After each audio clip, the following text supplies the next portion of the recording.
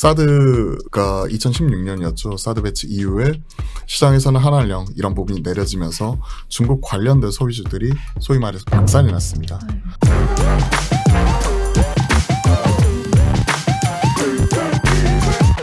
한 주간의 사회 또 경제 뉴스를 짚어보고 투자 포인트까지 알아보는 시간 이뉴스의 조현민입니다. 자, 오늘도 위키트리 김하민 기자님과 이트렌드 박창윤 이사님 자리하셨습니다. 안녕하세요. 네, 안녕하세요. 그럼 오늘도 힘차게 이번 주 증시에는 어떤 일들이 있었는지, 투자자들은 어떤 포인트를 가져가면 좋을지 지금부터 이 뉴스 시작을 해보도록 하겠습니다. 윤석열 당선인은 안보 국방 공약인 고고도 미사일 방어체계 일명 사드 추가 배치와 관련해서 중국이 제2의 한류 금지령을 내릴 수도 있다는 우려가 악재로 작용하면서 중국 수출 시장에서 영향을 크게 받는 화장품과 패션 관련주가 약세를 보이고 있습니다. 그럼 이 화장품, 의류주들의 주가는 또 어떤 상황인가요? 14일 LG생활건강은 전 거래일보다 약 7% 하락하면서 52주 신저가를 기록하면서 84만 1,000원의 장을 마쳤습니다.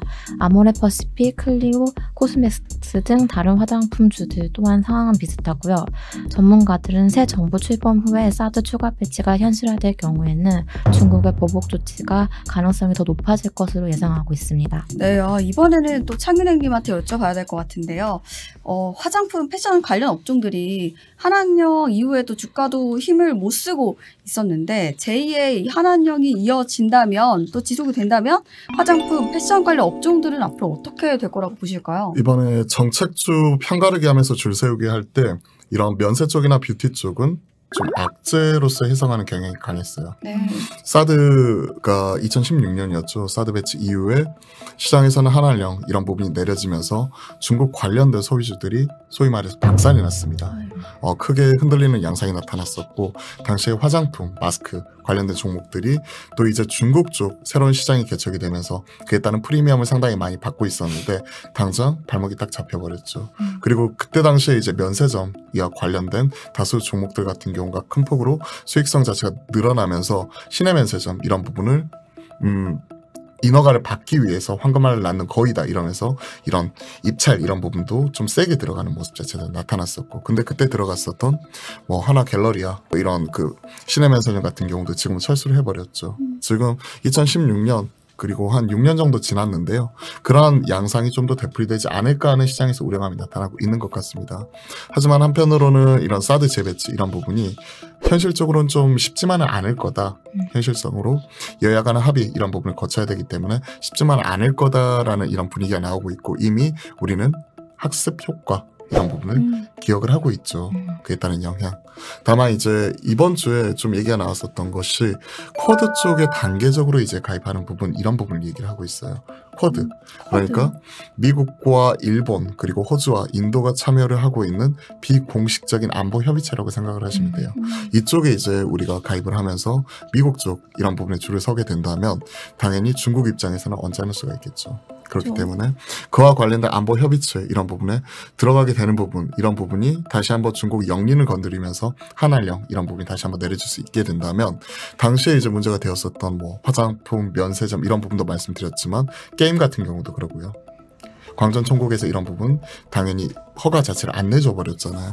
그리고 추가적으로 우리가 계속해서 고민을 해보아야 될 게 뭐 롯데기업 같은 경우에 그때 이제 불매운동 여기에 직격탄을 받으면서 중국 이런 사업 이런 부분 철수하면서 들어오는 모습 자체도 나타나기도 했었고, 다수의 중국의 지금 현재 그 제조 공장을 가지고 있는 기업들 입장에서도 크게 흔들릴 수 있는 여지가 있기 때문에 항상 고민이 많이 필요한 그런 부분인 것 같습니다. 이러한 부분은 정치적인 부분, 또 외교적으로 해결해야 되는 부분, 이런 부분이 상당히 꼬여있는 부분이기 때문에 단정적으로 말씀드리기는 좀 어려울 것 같아요. 또 반대로 이 엔터주들은 이 한한령 이후에도 쭉 계속해서 또 글로벌적으로 나아가고 또 상승 흐름을 보여주고 있는데, 엔터주들은 그럼 뭐 중국의 이 한한령으로부터 좀 영향이 없을 거라고 보실까요? 또 방금 쿼드 이야기도 해주셨는데 상당히 제한적으로 바라보고 있어요. 당시에 마찬가지입니다. 중국 관련주로 우리가 항상 언급을 했었던 것이 바로 엔터 쪽이었죠. 뭐 이런 얘기가 있었어요. 우리 한국에서 드라마가 히트치고 중국으로 팬 사인회나 광고를 찍으러 가면 동그라미 하나가 더 붙는다 라는 말이 있을 정도로 그만큼 시장 파이 자체가 컸기 때문에 그에 따른 기대감 자체가 있었죠. 별그대 기억하시나요? 그렇죠. 그렇죠. 네. 재밌게 봤죠. 그렇죠. 전지현 씨나 그때 김세윤 씨 뭐 이런 부분 나와서 그때 당시에 그 치맥 엄청나게 유행을 했었죠. 네. 그렇죠. 뭐 그러한 부분이 크게 히트를 치면서 우리 한국 드라마 한류 열풍이 그쪽으로 불었었고 그에 따라서 우리 연예인들의 몸값 이런 부분이 크게 올라갔었고 그리고 이와 함께 이제 들어가게 되는 기업체 입장에서도 당연히 수혜를 볼 수밖에 없었던 이러한 상황이었었죠. 하지만 최근에 나타나고 있는 이런 종목에서 엔터 쪽 같은 경우에는 최근에는 중국에서 좀 벗어나서 글로벌하게 먹힌다는 것 자체를 보여줬어요. K-팝이 단순히 이제 기존의 아시아 혹은 동남아 뭐 이런 쪽에서만 제한적으로 소비가 되는 것이 아니라 최근에는 미국과 유럽에서 더 잘 먹히고 있죠. 그렇기 때문에 오히려 한한령 된다고 하더라도 엔터 쪽에서 이러한 부분 같은 경우는 영향은 제한적이라고 봅니다. 중국 시장 물론 크죠. 커서 이제 이런 부분이 완전히 해제가 되고 어느 정도 이제 다시 한번 중국 시장이 크게 열리게 된다면 플러스 알파 요인으로 바라보는 것이지 지금 과거처럼 중국만을 바라보면서 사업을 하거나 그렇지는 않거든요. 사실 중국에 따른 이제 매출 비중 자체가 높았던 것이 2015년 사드 이전 2016년 이럴 때였었잖아요. 그때도 이제 당연히 우리나라에서도 YG 엔터테인먼트, 빅뱅, YG 엔터뿐만이 아니라 SM 뭐 이런 부분도 당연히 중국에서 이제 큰 돈을 벌어들일 수 있는 이런 부분 자체가 있었는데 사실 사드 이후에 그 다음에 다 막혔었어요. 그렇기 때문에 지난 수년간 지난 한 6년, 5년, 6년 이상을 그런 식으로 해서 이제 자체적인 자생력을 키웠고 여기에서 막힌 부분은 활로를 뚫기 위해서 선진시장, 미국, 유럽 이런 부분 진출한 부분 자체가 지금 먹히고 있기 때문에 실제적으로 미치는 영향 자체는 다소 제한적일 수 있다 이렇게 생각을 하고 있습니다.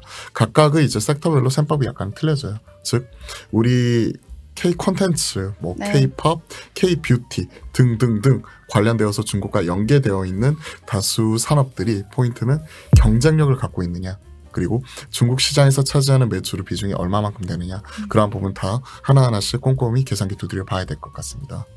증시의 격언이 있다고 하죠. 정부의 정책을 거스르려고 하지 마라. 이런 말이 있는데요. 이 트렌드 이뉴스와 함께 하시면서 이 정책에 대해서 함께 공부도 하고 또 순응하는 투자를 하시면 크게 성공할 수 있지 않을까 조심스럽게 생각을 해보게 됩니다. 이렇게 얘기하기보다는 필드에서는 이렇게 불러요. 상패 시즌.